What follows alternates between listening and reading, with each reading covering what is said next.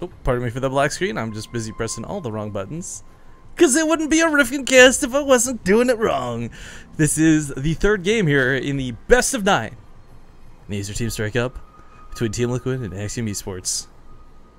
Spawning here in the top left corner of the map, it's the current defending champion, Liquid's own TLO. And his opponent in the upper right from Axiom, the blue Protoss, Crank. Crank actually showed us a really good set of games yesterday. He went 3-0 versus Evil Geniuses. He took out most of their powerhouses, honestly, early on. I don't know if he's gonna have what it takes to go up against TLO though. I think there's a lot of Protoss players right now who are gonna, I wouldn't say struggling, but not happy with the matchup. That's for sure. Zerg players alike probably have the same sentiments. I mean, let's be honest. That's the nature of anything competitive. Like, the other guy is always OP. But no, all jokes and complaining aside, quite frankly, I think Crank's got a good chance coming into this. TLO, his PvZ's never been anything that's been disappointing. I've never seen him play a PvZ and went like, wow, dude, really? You did this? You did that? That was stupid. And TLO in general is just a really smart player, which is what makes him a cut above the rest.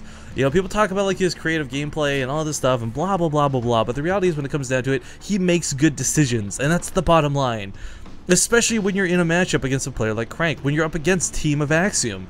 You know, that split decision of like, okay, do I go Corruptors or do I go for Hydras? Or sorry, Corruptors or do I go for Vipers? I mean, you got to make that choice and it's got to be made fast, and it's not always the funnest one to make. Crank, however, is going to be going Nexus first. Not a lot fault for this. I kind of, and this is so terrible, I'm that guy. I will admit openly to being that guy right now. I kind of wish you Gunna Forge first.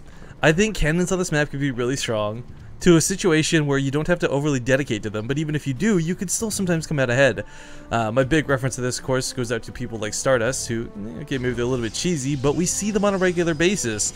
And cannons are not something you should ever keep out of your repertoire, but we do see TLO scouting specifically for that with his drone. So that's not like an early transfer, and he's not drone scouting. He's scouted his opponent already with the Overlord. This is to make sure that there's nothing cheeky going on here. So Crank going to be happy with his choice not to go with cannons. Granted though, with Frost, this is a kind of that stupid hole here, double pylon, one cannon, where even if you do get scouted, there's not a lot of Zerg player can do about it. And it looks like he's gonna go his own hatchery, I think. Yeah, he sees no gateway in the main. So for himself, TLO knows, well, he didn't see the gateway rather. He knows that his opponent went for the earlier Nexus though, or you'd see a lot more going on right now. Even upon scouting this in the Cyber Core, the timing of it works out that he has to know it's Nexus first.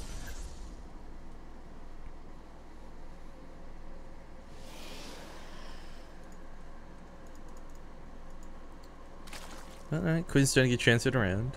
When the Cyber Core comes out, of course the Mothership Core will follow suit. And I don't know if Crank's going to want to go harass or not. We've been seeing this actually coming out of quite a few Zerg players lately, where they try and poke with the Mothership Core early on. The Mothership Core is kind of a dirty dancing game, I guess you can call it. As oftentimes we'll see it go up against, say, a Queen, is like the one-on-one fight. Sometimes one wins, sometimes the other wins. It's actually a little bit odd. I don't know what determines the victor of that fight. Oh, hold up. Crank losing that probe really early.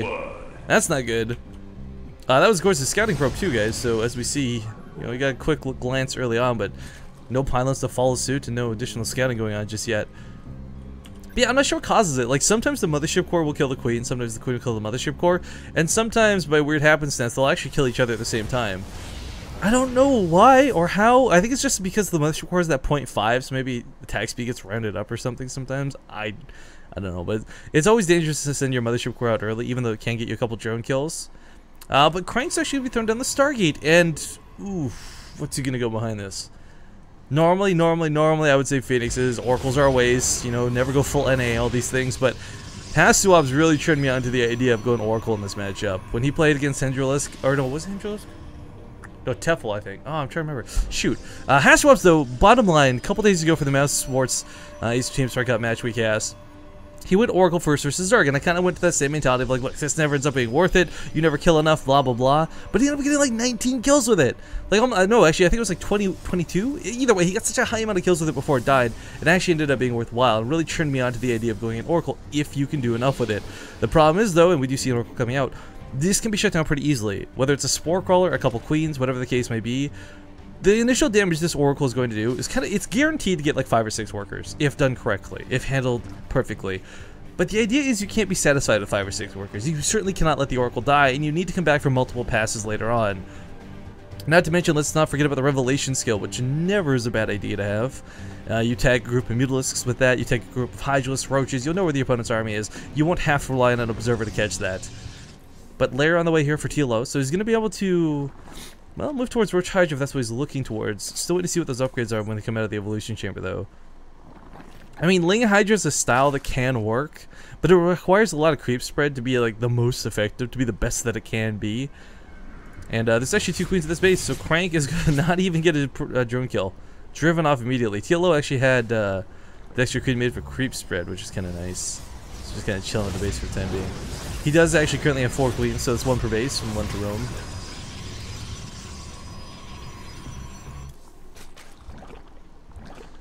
But the lair is on the way. Or not on the way, just finished up here. And we are going to see Carapace upgrades. So for TLO, actually, this decision isn't too shabby. What I like about going for Carapace upgrades is it's kind of a catch-all, right? Like right now, he may still not know if he wants to heavily dedicate into Roaches, if he wants to go for Zerglings and Hydras later on.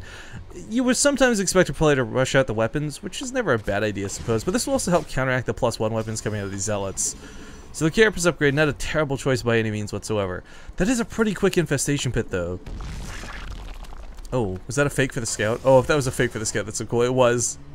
So we see the explosion because he canceled it, but Crank does not. He sees the infestation pit. On his mind, he might be thinking Swarm Host. And TLO is one of the rare Zerg players in this game who, they can play a multitude of things. Like, there's some people who are good at Swarm Host and only Swarm Host. There's some people who are really good at Roaches and only Roaches. There's not a lot that can be good at everything when it comes to Zerg, and TLO is one of them. So for Crank, he's got to have on his mind, this is potentially Swarm Host for this to be out this early. So the Oracle, again, like, keeping this alive, that's scouting information. You could zoom up there, you could try and swap by, get a tag off, whatever the case may be, but, you know, seeing a lot of Roaches doesn't mean it won't be Swarm Host. It's just kind of a little bit worrisome, because you don't know for certain.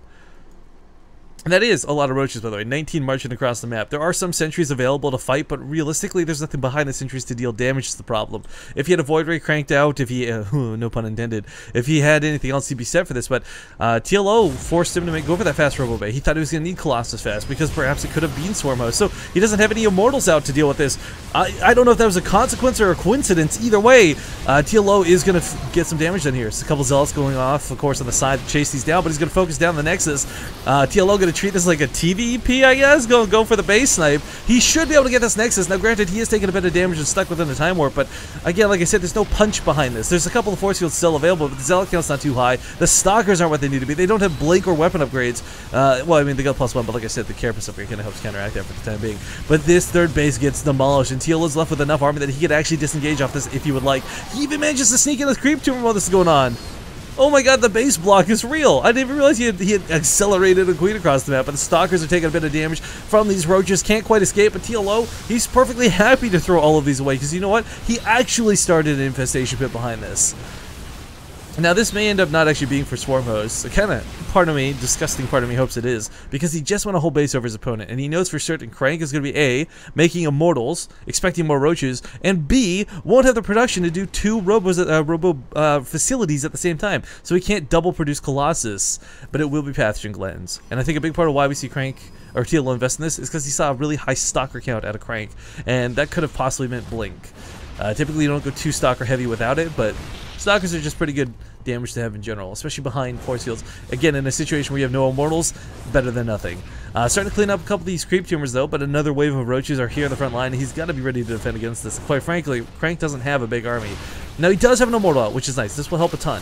One of the biggest fears, of course, for TLO is getting stuck behind these force fields, so tearing down the rocks to open more pathways. But on top of this, it's not just Pathogen Glands, it's not just Infestors, he's actually going for Hive Tech. So tries to open up a couple paths to get around here. Oh, is he not going to finish the rocks? Okay, goes for the base snipe again. This one's going to have to be canceled this time, not killed, and that's alright. He retains a lot of the links and disengages. Crank has no way to really fight this right now, and I can feel the pain coming out of him. It's so hard to establish this base. He's trying to get that SimCity back up. He's long distance mining off of it, but now we have Hydralisks on the way. We've got Pathogen Glands completed, so Infestors are going to get started here soon too. And let's not forget the weapon upgrades are finally coming out. Now, for the time being, Pathogen Glands and these Infestors, it's not going to be super duper scary. What's going to be happening first off is they're going to get Fungal Growth down, which will lock a lot of these units in place. If you get about 3 or 4 fungals off, you know, that's when you start killing sentries, getting stalkers low enough to deal a ton of damage, and even chewing through Immortal's hardened shields. But again, he's only got like 1 infestor coming out for the time being, which is not bad. Don't get me wrong, no complaints about 1 infestor. It looks like an Oracle did dip in here and get a couple kills in the back of this. Meanwhile, the Colossus is finally coming out. Ooh, canceled. Templar Archives instead. So Crank's gonna say, you know what? No, I don't want to go for the Templar tech or for the Colossus deck. My opponent's probably gonna have Vipers. He's probably gonna have Corruptors at this point. I took so much damage and I gave him a lot of time to build those units. So instead, opting to hallucinate some Colossus and gonna go for Storm tech for his AOE instead. Not a bad choice. But as we see, we actually do have Enduring Locust starting to come out right now. Now I like this move out of Crank. He knows he can't really move across the map. He knows he can't really deal a ton of damage in and of itself. That being said, look at TLO. Thanks to this Overlord up here, he saw this coming from a mile away. So he's got Spore Crawlers coming down. This Warp Prism might be able to unload a couple Zealots, but really this shouldn't be game-ending damage. Sometimes it is though. I mean, honestly, if you guys have never seen it, you'll see a Warp Prism unload 4 Zealots and then warp in another 13 behind it in high econ situations, but that's not the case. Of course, Crank only just barely has his 3rd base up. Taking a moment to catch my breath, though, as these units in the middle of the map do get revealed. Chalozin! Damn, dude, why is your name so glowy in chat? That looks hella cool. Also, good morning, I haven't seen you for a while. Anyways, the Zealots do get unloaded here into the 3rd base, or 4th base rather, of TLO. But as we see, with the Hydrals and Lings at home to defend, really not a lot gets done. In fact, how many workers even killed here? Yeah, really not that many. He's gonna lose a Spore Crawler. Big consequence. Oh, Hydrals just do so much damage to anything that comes out of the gateway. That isn't range? Seriously? 1 more shot would have done it. Alright, on the other side of the map, they're looking to get a bit of a fight going on. You got these Templars starting to gather that energy up, but quite frankly, he might need some Archons if he's not careful. It's really scary to know whether you've got time to merge in or not, but Storm halfway completed, he needs to save the energy. Feedbacks on top of the Infestors, Storms in and of themselves. I like that abducting the Mothership Core. Alright, nice little snipe. That's going to be 100 more gas that Crank needs to spend, but feedback does go down on the Vipers. Feedback does go down on top of the Infestor. Now, unfortunately, Blinding Cloud still went off before going down, so right now, Crank can't fight. So a lot of these units are stuck not being able to shoot. The Force Field's locked so many of these Roaches and Hydras in place, though, and while he will clean this up, TLO has plenty more where that came from. Storms are finally on the way, but a lot of those Templars had to be merged / used already, so he doesn't have any energy for them at the moment, which kind of sucks, because lots of Storms will blanket these Hydralisks and deal a ton of damage, but the Locusts are where this game starts getting a little bit worrisome. Now, TLO has not actually invested in like a crazy amount of Swarm Hosts. This isn't like a 50 Swarm Host supply count by any means. But 3 Swarm Hosts, 6 free Locusts are basically the equivalent to 6 Ghetto Hydralisks. They've got about the same attack speed, about the same damage. So 0.8 and 13, 0.75 and 13. The one primary difference is they have almost no range attached to them in comparison. I think they're like range 2 or something, and the fact that they don't shoot up. So, I mean, the Hydralisks are always going to be the better choice to have, but I mean, these are free units, guys. Who's going to complain? Like, almost free Hydralisks? Come on. Come on! Alright, middle of the map coming across, though. Crank is ready to go with some Storms this time. He's got about 5, 6 Templar in the back by the looks of it, and he does have a counterattack warped in down here.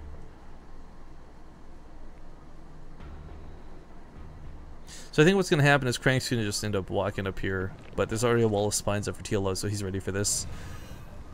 I like that. I like that forward thinking coming out of him. 4th base for Crank, though. This is not going to happen. This is a pipe dream, sadly. If he moves out to engage this, that's when we're going to see TLO start moving in, go for some abducts, try and grab some of this army. But I need to remind you guys, there are Storms available for this, hiding way in the back for safety's sake. And while an Immortal or 2 might go down, that's fine. He doesn't really need the Immortals at this point. With a primary Hydralisk composition with very little Roaches involved, Immortals are probably going to be the least effective thing he has going for him. So, quote-unquote, charging across the map with these Templar, and again, the air quotes are because it's, well, it's Templar. It's like watching an Overlord race across the map. Sarcastically, but we got some more Locusts coming up behind this. The counterattack does try to go down over here, but the Zealots are just getting absolutely wrecked. They might kill the Queen. No, with 8 HP, this thing's actually going to live. The Hydrals count still looking strong, and while Storms will certainly clean up Locust waves, Colossus are going to always be better for dealing with Locusts. They don't take the energy, they can attack infinitely. And even a Photon Overcharge popped off over here. But yeah, Crank started making the double robos behind this, guys. I think he knew there was going to be the eventuality of needing to make these going forward. So 2 Colossus at a time will help him catch up to the situation he's unfortunately found himself in.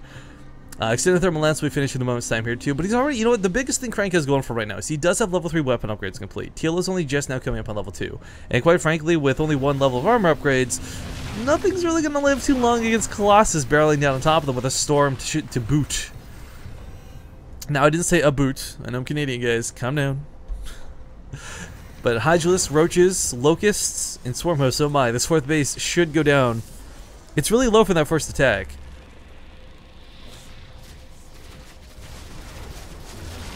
Okay, a couple Blinding Clouds coming down preemptively. It looks like TLO's going to try and snipe this and disengage. With a couple of the Hydralis, there's not a lot of forces to catch these this time. The Swarm Host coming just at the nick of time to kind of allow these units to back up enough to run away. Unfortunately, though, he did unburrow. Now he's got to retreat in full. If he tries to burrow again, he'll get a Locust Wave out, but it's going to cost him a Swarm Host or 2. As, quite frankly, Stalkers deal a ton of damage to Swarm Hosts, not to mention Immortals as well. This is looking a little bit rough here for TLO. You know, he did a lot of damage early on, but he may have given Crank a little too much time to recover. Swarm Hosts are going to reposition once again after these Locust Waves go down. A Storm's being slapped on top of this, but 3 Colossus are looking pretty damn scary.